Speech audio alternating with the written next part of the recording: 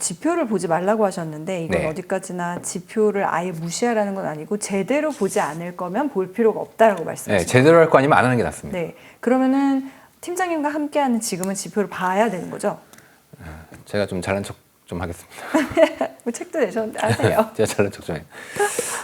이 지표를 좀 제대로 보는 사람이 사실상 거의 없기 때문에 제가 이런 걸 조심해야 된다.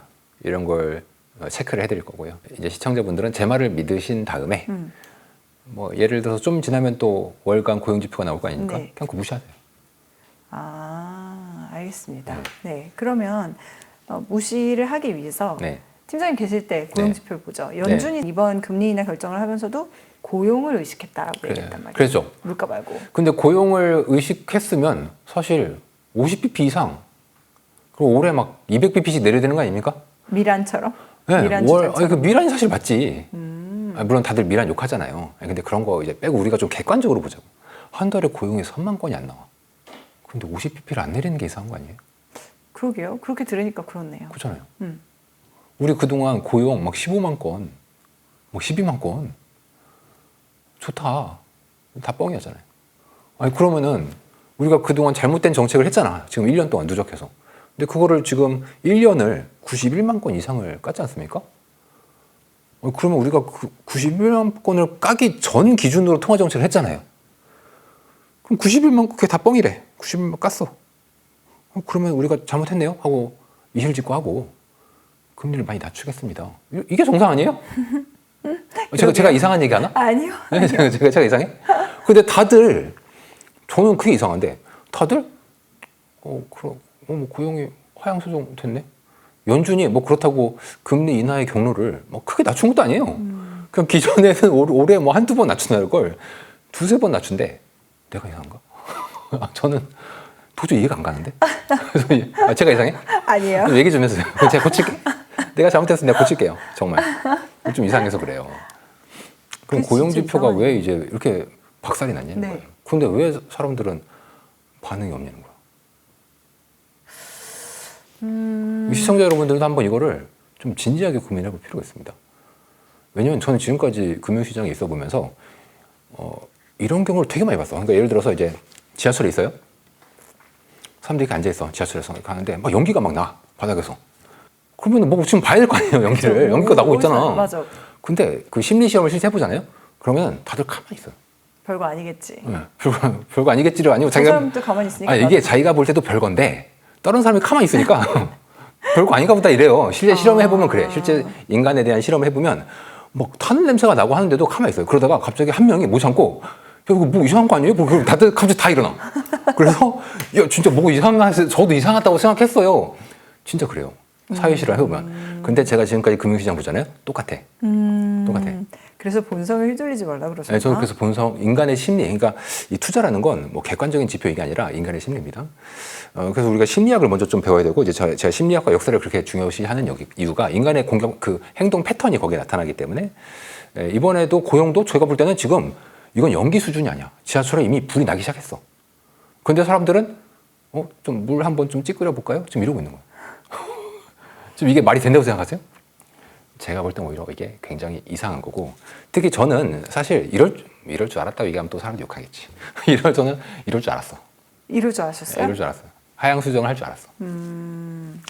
왜냐면 우리가 매달 보는 고용 지표 있죠. 고용 지표가 있고, 그럼 이번에 하향 수정한 건 뭐냐?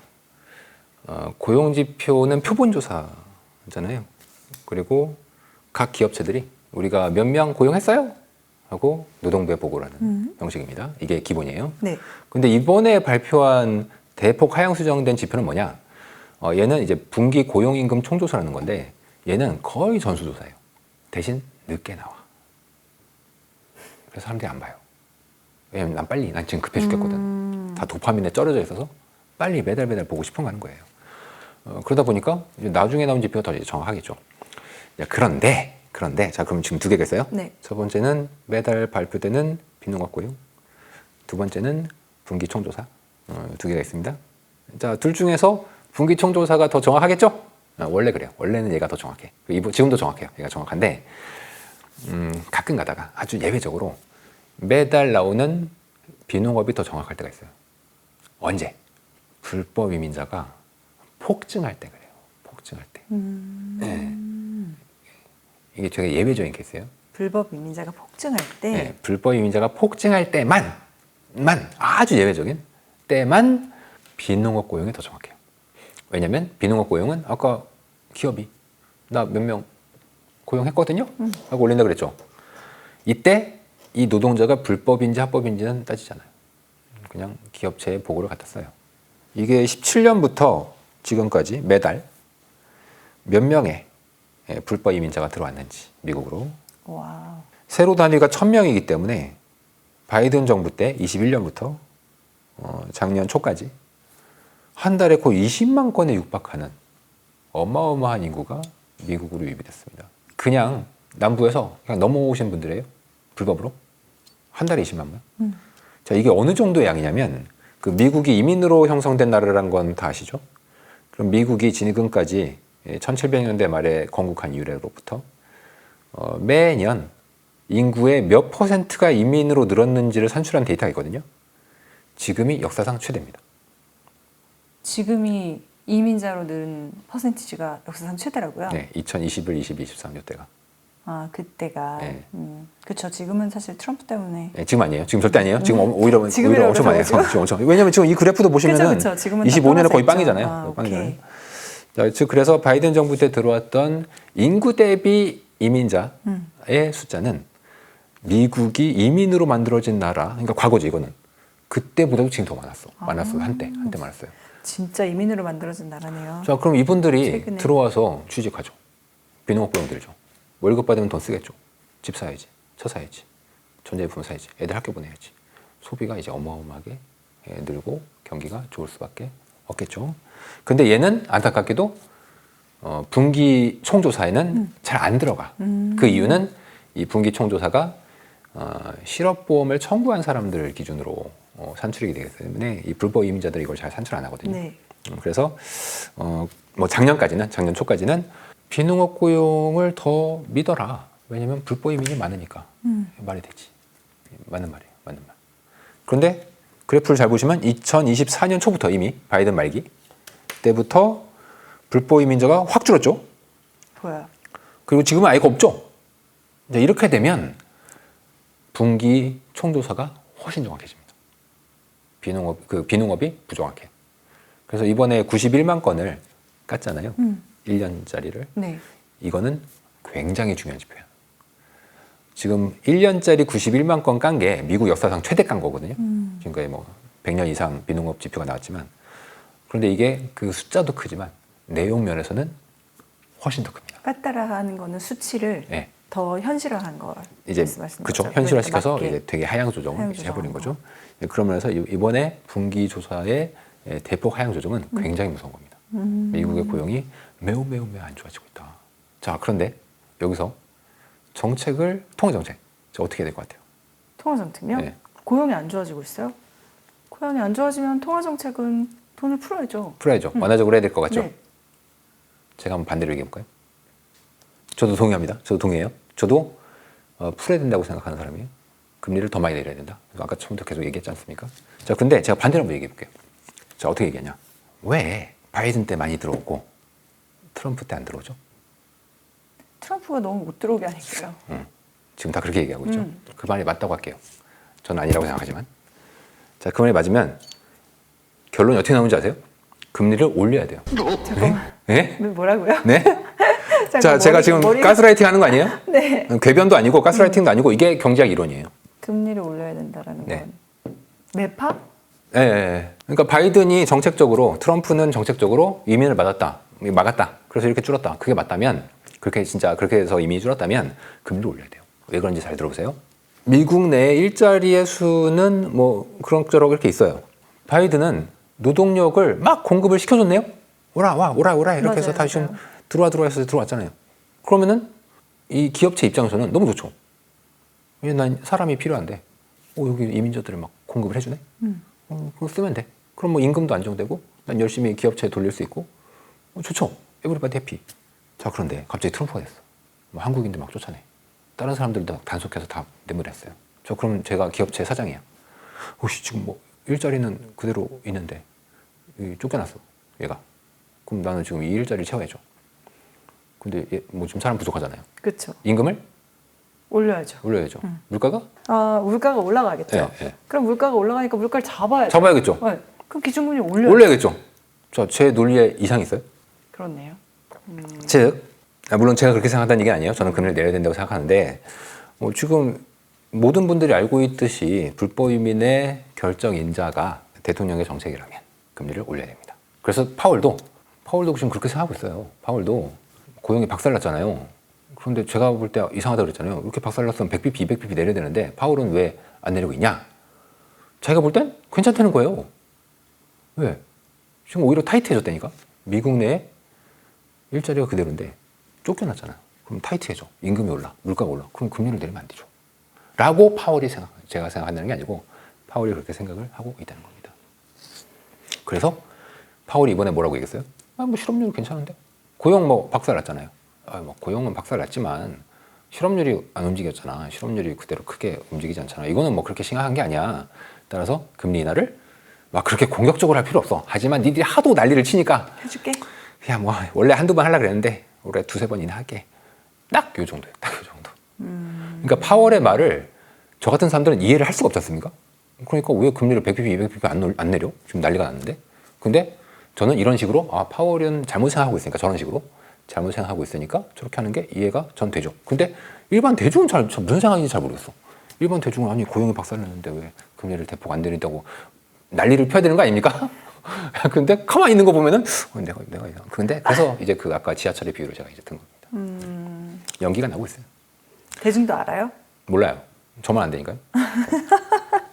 지금 알려주시는 거예요. 자, 제가 알려드리겠습니다. 자, 그러면은 저는 왜 금리를 많이 내려야 된다고 생각하냐? 원인 분석이 달라요. 불법 이민.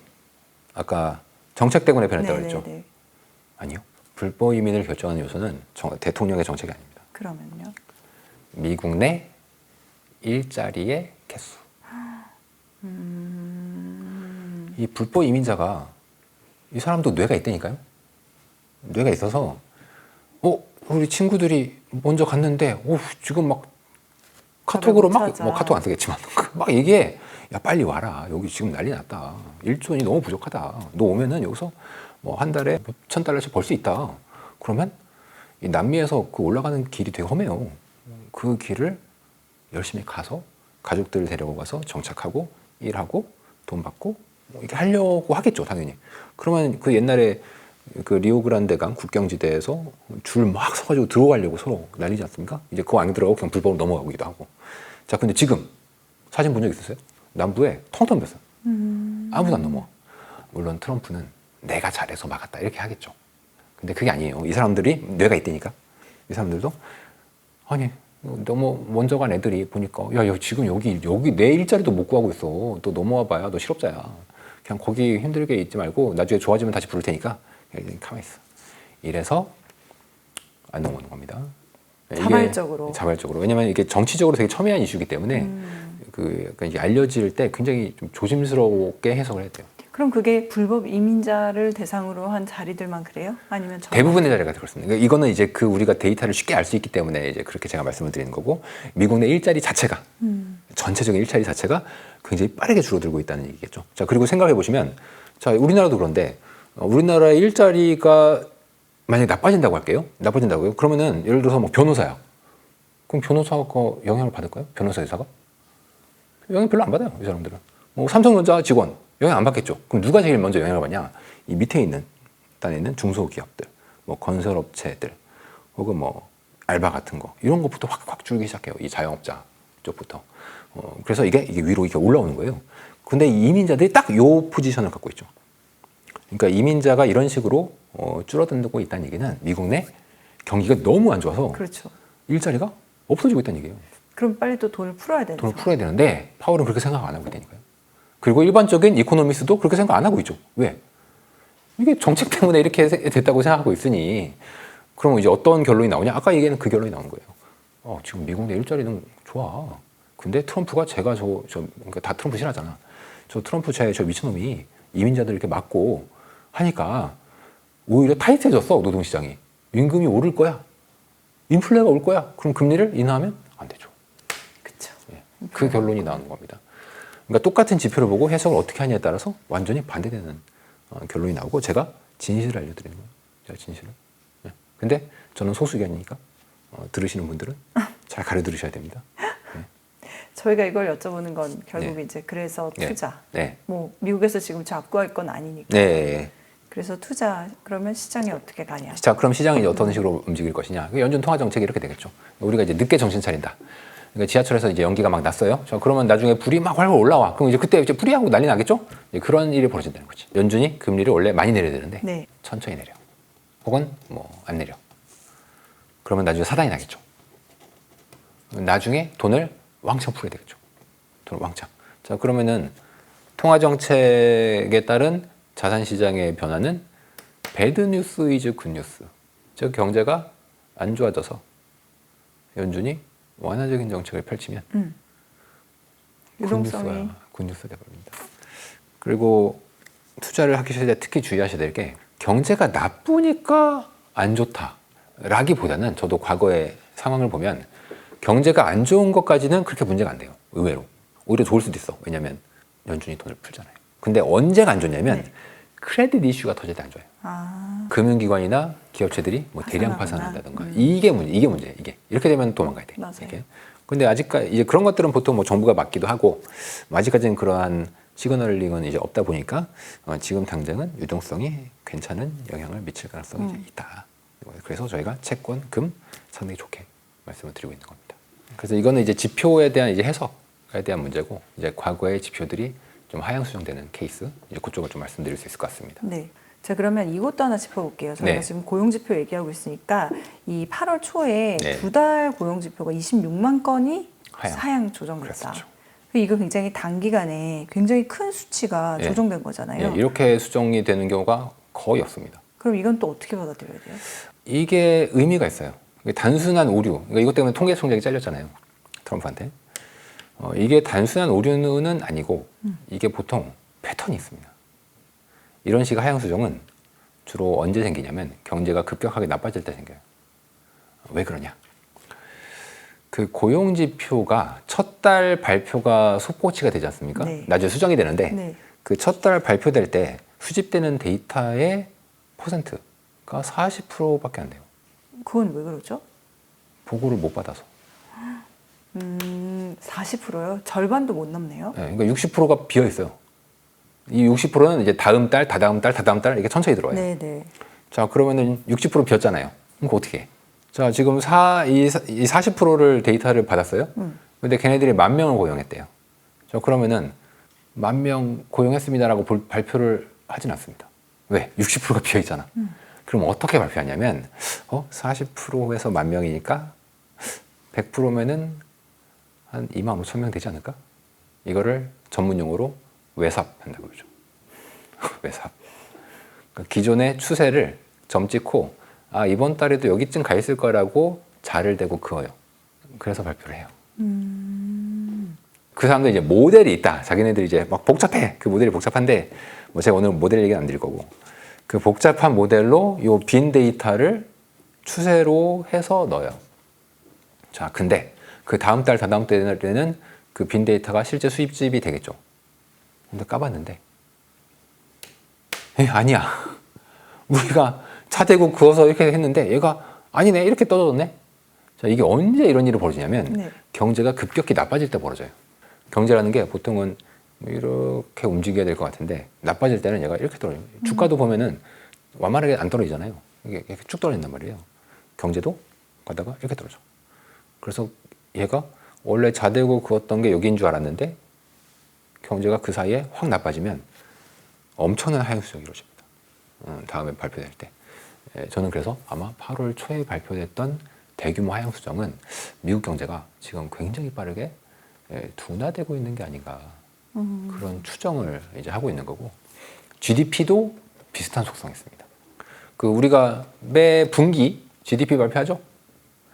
이 GDP 발표도 첫 속보치 발표될 때 데이터의 절반도 안 들어요. 나머지 다 자대고 그거예요. 그러다가 수정을 계속 하면서 하면서 그러면 우리가 과연 이 지표를 어디까지 믿어야 되냐. 다만 패턴이 있죠. 하향 수정이 커지고 있다? 이거는 뭔가 잘못되고 있다는 얘기입니다. 그 의심을 좀 해봐야 돼요. 의심을. 그래서 이번에 뭐 고용지표 하향도 있고, 뭐 3분기 데이터, 3분기 이제 미국 성장은 이제 10월 말에 발표가 될 텐데, 뭐 지금 다들 뭐 3%막 해피, 우리 해피해요, 좋아요. 볼 필요 없어요. 정말 좋은지 안 좋은지 나중에 가봐요. 그래서 조심하셔야 되고, 이런 게 이제 과거에 사례들이 많은데 2001년에도 침체로 가던 시기였었거든요. 그때 이게 수정이 5번이 돼요. 네. GDP가. 그래서 최초로 발표될 때는 제일 왼쪽 막대기처럼 2% 수정했다. 2% 성장했다. 2%면 준수하지. 근데 최종으로는 마이너스 1.5%. 이 사이에 얼마나 걸렸어요? 1년 이상 걸려요. 수정될 그렇게 때까지. 되는데, 네. 와, 1년 사이에. 네. 그러니까 엄청난 주식이나 이 경제 지표를 보고서 거래를 해야 되는 사람들, 특히 채권은 처음에는 경제 좋네, 금리 올라야 되겠네 하다가 나중에 보니까 이제 다 망해가 있는 그러니까요. 상황으로 이제 결과가 나오게 되는 것이죠. 보시면 폭이 거의 4%포인트 네, 가까이 되죠. 깜짝 놀랐어요. 미국이 1년에 2% 성장이 힘들거든요. 근데 4%면 거의 2년치 성장이 수정으로만 까져버리는 거죠. 경제가 다운턴으로 들어갈 때 네. 주로 이제 이런 일들이 많이 벌어지더라. 네. 지금은 지표를 제가 지금까지 계속 지표를 너무 믿지 마라 그렇게 말씀드렸지 않습니까? 여기에 요즘은 하나가 더 붙었어요. 지표를 믿지 말아야 될 이유, 응답률의 저하. 그럼 이거는 아무리 지표를 완벽하게 볼 줄 아는 사람한테도 위험한 거네요. 저는 해석할 수 있습니다. 응답률이 저하된다는 거 알고 보시니까. 네, 저는 알고 보고 응답률 저하 자체가 이제 통계를 좀 잘 모르시는 분들은 100명 조사한 거랑 10,000명 조사한 거랑 10,000명 조사한 게 보통 더 좋다고 생각을 많이 하시거든요. 이거 잘못된 생각입니다. 통계는 표본수가 그렇게 중요하지 않습니다. 통계에서 정말 중요한 건 100명을 샘플링을 하잖아요. 많은 사람 이제 모집단에서 샘플링을 하는데 그 샘플링이 랜덤하게 잘 이루어지면 100명을 조사하든 1000명을 조사하든 정확도 차이는 크게, 뭐 신뢰 구간의 차이가 있을 수 있는데 정확도 차이는 크게 안 나요. 즉 제가 뭐 응답률이 떨어졌다? 근데 응답률이 떨어졌어도 랜덤하게 떨어졌다면 상관없어요. 근데 제 생각에는 이게 랜덤하게 떨어지지 않았습니다. 우리 가끔 대선 때 네. 전화가 막 오잖아요. 설문조사. 누구 지지하냐고. 그렇죠. 그 조사 기관들은 굉장히 큰 문제점을 가지고 있어요. 왜냐하면 진보적인 성향일수록 응답을 잘해요. 보수적인 성향을 갖고 있는 사람들은 응답을 잘 안 해요. 네, 그렇죠. 그런데 지표도 그렇습니다. 미국이 특히 이번 코로나를 겪고 나면서부터는 미국 사람들이 점점 공화당 지지하시는 분들은 응답을 잘 안 해요. 민주당 지지하시는 분들은 응답을 열심히 해요. 이런 식으로 편향된 데이터가 들어올 가능성이 좀 많아졌습니다.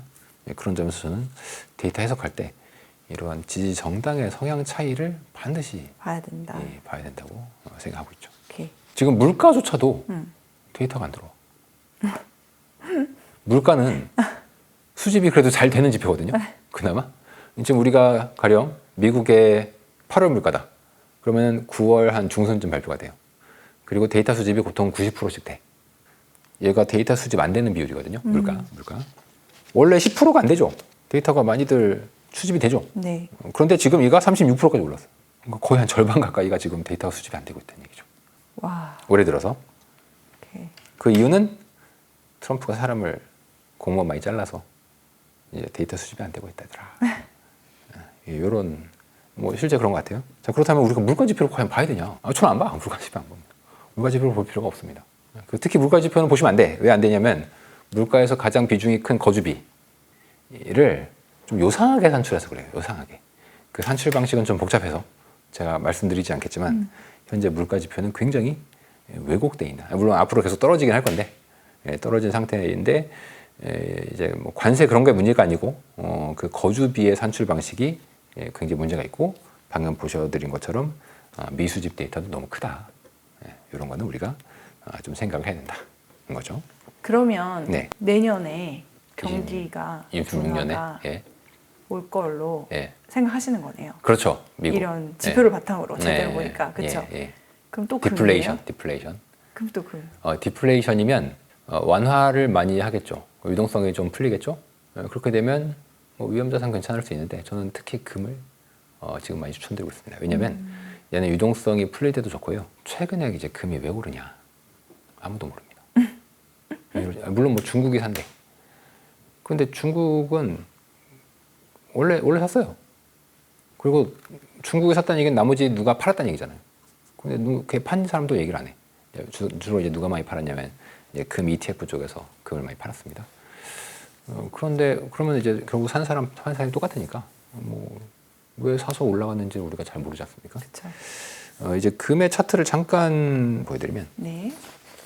굉장히 시계열이 길어요. 이게 1920년대부터 지금까지 100년 동안의 금의 차트입니다. 그리고 금의 차트를 보실 때 주의해야 될 게 로그로 보셔야 돼요. 로그, 세로축은 로그. 그냥 가격을 보시면은 그 기간 동안에 금이 얼마나 강했는지를 알기가 좀 어려워서 제가 로그로 세로축을 바꿨습니다. 보시면은 1920년부터 얘가 그냥 쭉 올라오죠. 그리고 중간에 확 올랐던 70년대. 네. 이때가 한 20배 올랐습니다. 그리고 한 20년 쉬었어요. 그리고 2000년대 한번 쭉 오르고 또 한 10년 쉬었습니다. 이번에 올라가고 있어. 이번에. 그러면은 이제 금 가격을 결정하는 요소가 되게 많거든요. 뭐 예를 들어서 뭐 M2 유동성이 그래서 이제 M2 유동성으로 얘를 나눠서 실질 금 가격을 산출하면 지금 그렇게 비싸지 않아요. M2 유동성은 그런데 그냥 이렇게 완만하게 쭉 올라가거든요. 그러니까 이제 근데 금은 보면 계단식으로 올라가잖아요. 우리는 이 계단, 요 계단, 요 올라가는 계단, 요거를 타고 싶지 않습니까? 그렇죠. 네.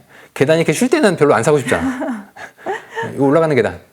근데 이 올라가는 계단이 70년대랑 2000년대였었어요.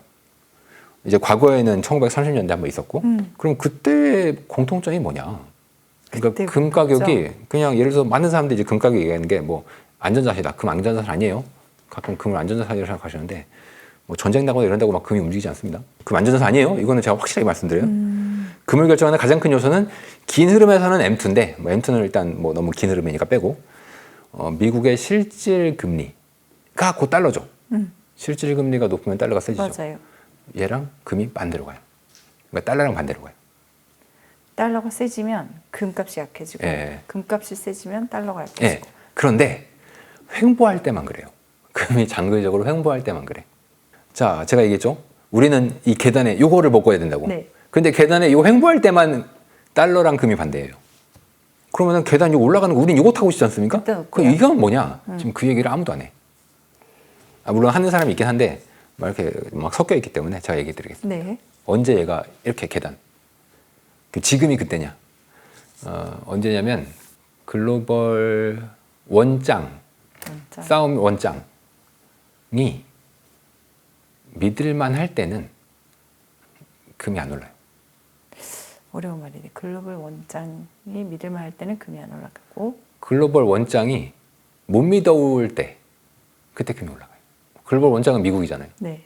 미국이 믿을만 하면 금 가격이 힘을 못 써요. 근데 미국이 폐악질을 하고 다른 사람들한테 믿음을 안 주면 못 주면 물론 이게 미국이 능력이 없어서일 수도 있고 혹은 아예 의지가 없어서일 수도 있고 이럴 때는 금 가격이 힘을 강하게 받습니다. 이건 그냥 계단, 요 계단 있잖아요. 상승하는 계단. 그렇죠. 네, 그런 계단을 찾는데 저는 뭐 지금이 그러한 시기다. 예. 지금이 결국 그 가파르게 올라가는 그 능선에 있는 능선에 시기다. 있는 대표적으로 과거에 그런 시기가 언제냐면 1930년대 한 번 있었고 70년대도 한 번 있었고 그럼 어디까지 올라갈 건지를 여쭤보면은 그거는 너무 많은 짐작을 하시라고 하는 건가요? 네, 많은 짐작이죠.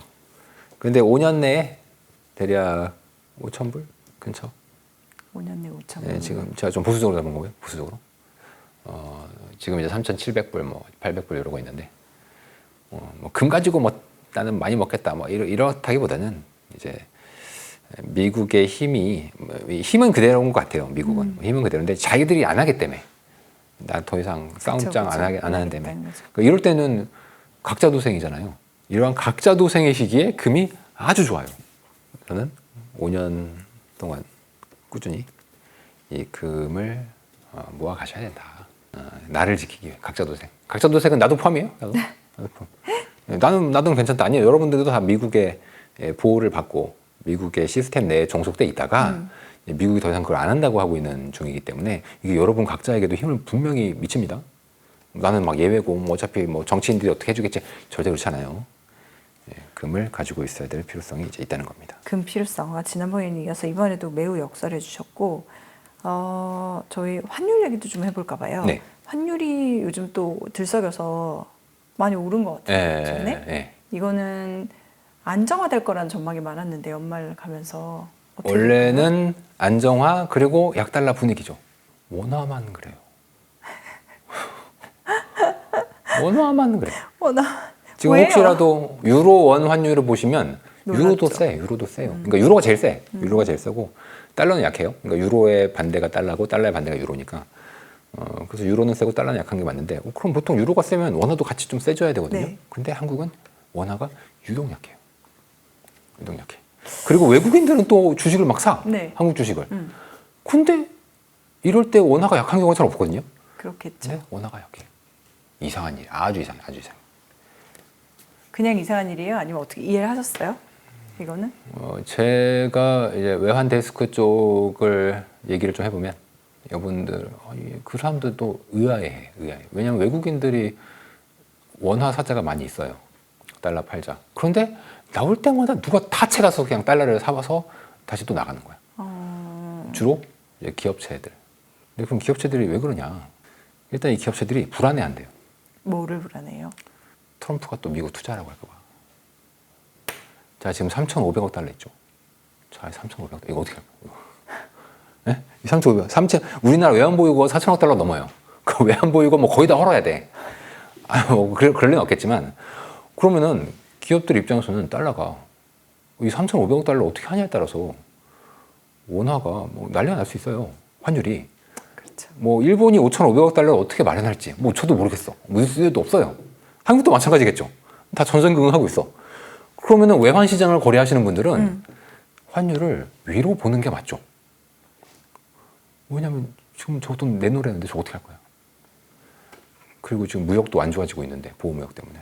그러면 여기서 원화가 글로벌리 약달러가 맞지만 네. 그럼에도 원화가 힘을 쓰기가 일본은 그래도 경제 규모가 좀 있잖아요. 근데 일본의 5,500억 달러랑 한국의 3,500억 달러는 그럼요. 경제 규모로 생각하시면 이게 상황이 말도 안 되는 용량입니다. 이게. 그래서 한국은 이런 면에서는 굉장히 좀 뭐 저도 올해 환율의 좀 아래쪽 방향성을 이제 말씀을 계속 드렸었는데 이 3,500억 달러를 이제 어떻게 마련할 거냐에 따라서 환율이 요동칠 수 있어요.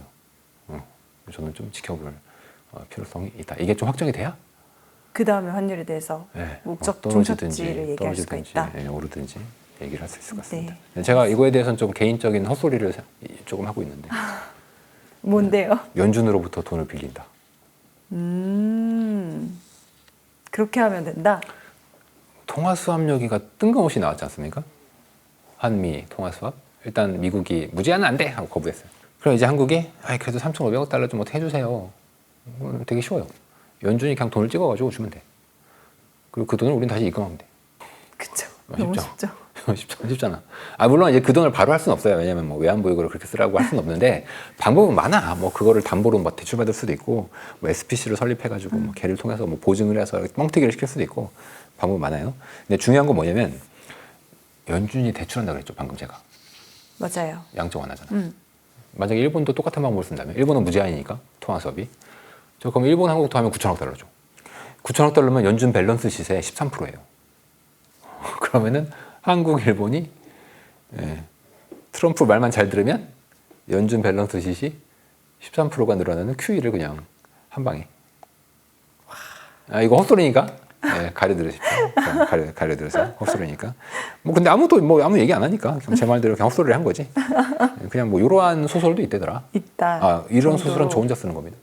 아마 다른 분들이 이런 소설 쓰진 않을 건데. 근데 사실 이 소설은 제일 좋아하는 사람이 트럼프죠. 왜냐하면 트럼프 입장에서는 돈 유동성 늘어나죠. 그쵸. 이렇게 하면 달러 약해져요. 트럼프 그 강달러 되게 싫어하거든요. 달러. 달러 약해지죠. 미국의 투자는 또 투자대로 하죠. 얼마 좋아. 내 손 안 대고 코를 풀 수 있죠. 요즘에는 우리가 미국 얘기를 많이 해봤는데 국장으로 이제 관심을 많이 옮겨서 재미를 봤는데 더 재미를 볼 것 같다라고 하는 분들이 많이 계셔서 미국을 좀 쉬고 국장에서 활동할 플레이어들을 위해서 투자자들을 위해서도 좀 조언해 주시면 좋을 것 같아요. 저희가 안타깝게도 회사 전체적으로는 주식에 대해서는 좀 보수적인 주식들을 추천드리고 있습니다. ETF? 주로 이제 배당주, 고배당. 가치주 이런 주식을 추천. 그러니까 결국 지수를 안 좋게 본다는 얘기죠. 예, 안 좋게 보면 안 되는데 참 죄송합니다. 지금 우리나라에서 저희 이 주식 전략 쪽이 가장 베어리시하게 지수를 좀 보고 있어요. 그러다 보니까 긍정적인 말씀은 좀 제가 못 드리겠는데 우리나라 시장에 대해서. 우리나라 시장에 대해서 다만 미국보다는 나은 것 같아요. 그럼에도, 미국은 너무 비싸. 근데 한국은 싸잖아요. 싼 상태에서 뭐 좀 올라가면 밸류에이션만으로도 미국 대비해서 꽤 먹을 수 있다. 네. 그러다가 이제 변화의 어떤 조짐들이 많이 있지 않습니까? 규제나 법률, 뭐 지배구조를 이제 바꿀 거다. 보통 이럴 때 이제 모멘텀을 많이 타고, 네. 뭐 그게 실제로 바뀐다고 제가 말씀드린 게 아니에요. 모멘텀, 그 외국인들의 테마 트레이드. 그래서 외국인들 입장에서는 한국이 정말 이런 거 하려나 보다. 물론 저는 한다고 생각 안 하지만 외국인들 입장에서는 어차피 걔네도 오래 있는 애들이 아니기 때문에 한국이 이렇게 하면 빨리 사야지 하고서 기관 외국인들은 막 사고 있죠. 개인들은 파시고 계시고. 저는 저희가 보수적인 전략을 추천드리지만 너무 외국인의 반대편에 쓰는 거는 좀 안 좋다. 위험하다. 네, 위험하다. 그렇게 개인분들한테 말씀을 좀 드리겠습니다. 오히려 외인의 매수 같은 거를 계속 보면서 흐름을 좀 따라갈 준비를 하는 게 더 좋을 수도 있어요. 추세는 좀 따라가는 게 좋고요. 보통 전고점을 넘은 어떤 가격은 많이 가죠. 하나만 더 여쭤봐도 돼요? 네. 개별 주식 안 하신다고 하셨지만 네. 국민 주식인 삼성은 여쭤봐도 될까요? 삼성은 요즘 제가 정확하게 모르겠지만 삼성이 뭐 요즘 HBM에 대한 퀄리티 테스트도 통과했다는 얘기가 들리고 또 원래 레거시를 많이 하던 이제 회사인데 요즘 또 레거시 사이클이 앞으로 좋아서. 빅 사이클이 뭐 개시된다 이런 얘기들이 있지 않습니까?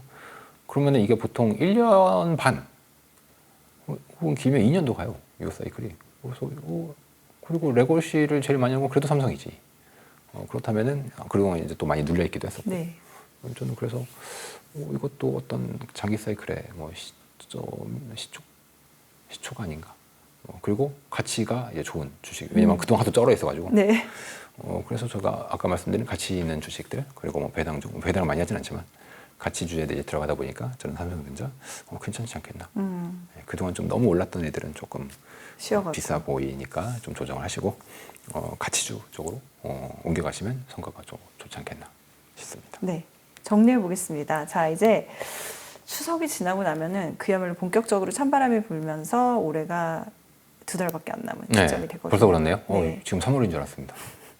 적당한 시점에 독서의 계절에 또 가을에 책을 내주셨어요. 노렸습니다. 아, 그래요? 네, 추석 때 읽으라고? 추석 때 읽으시라고. 네. 추석 때 열심히 필사도 하고. 네, 필사도 하시고요. 네. 마음이 정리가 많이 되실 겁니다. 오늘 여러 가지 얘기들 나눠봤는데요. 네. 그래서 딱 이렇게보다 이렇게 얇게 네. 정리해 주신다면. 네, 정리해 드린다면 시장이 굉장히 어렵고 불확실성이 이제 크지 않습니까? 이럴 때 뭐 하루 단위로 뭐 지표가 이렇다는 둥, 트럼프가 뭐라고 얘기했다는 둥, 이제 이런 거에 흔들리지 마시고 이제 장기적인 관점에서 나의 투자 철학을 먼저 확립을 하신 다음에 그 과정에서 이제 투자를 하시면 그 성과를 결국 얻을 수 있는데 그 이전에 먼저 앞서야 될 게 있습니다. 우리가 옷 살 때 내 사이즈를 모르고서 옷을 사진 않잖아요. 그렇죠. 사이즈를 알고서 이 사이즈 주세요. 근데 내가 가가지고 아동복을 샀어. 그럼 옷이 막 찢어지지 않겠습니까? 혹은 홈쇼핑에서 뭐 44 사이즈 모델이 입은 걸 가져가지고 달라고. 내 몸이랑 안 맞거든요. 투자법이 이 옷이랑 비슷합니다. 사람마다. 그러니까 우리 어떤 투자 방송이나 뭐 유튜브 이런 쪽에 있는 건 마치 그 44 사이즈 모델들의 핏이거든요.